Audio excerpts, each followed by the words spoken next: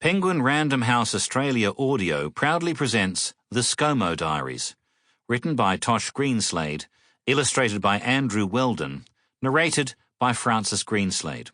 All rights reserved. Obey your leaders and submit to them. Hebrews, chapter 13, verse 17. I put my pants on first, shoes on second. That's my sort of dress rule of a morning. I find that helpful. Scott John Morrison. In case it's not obvious to all listeners, this is a work of satire, and while names may be real, the actions or statements of any person mentioned in this book must not be taken literally by anyone reading it. August the 24th, 2018. I did it! Everything I've ever done has been leading to this point, and I finally did it. As of today, I, Scott Morrison, have become manager of one of the world's preeminent marketing firms, the Australian Federal Government. I know in my heart that I am destined to be the greatest leader this company has ever seen.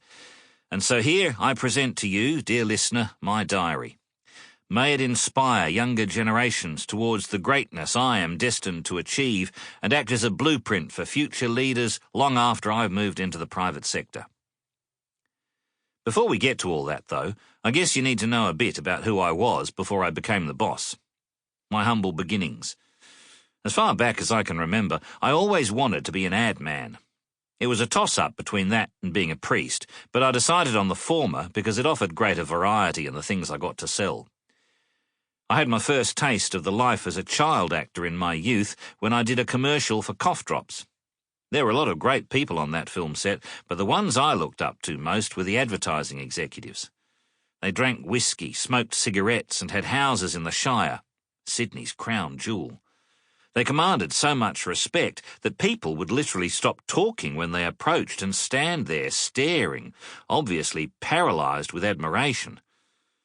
When they weren't around, those fucking ad men were all anyone could talk about, often tinged with the jealousy that comes with only being able to afford one car.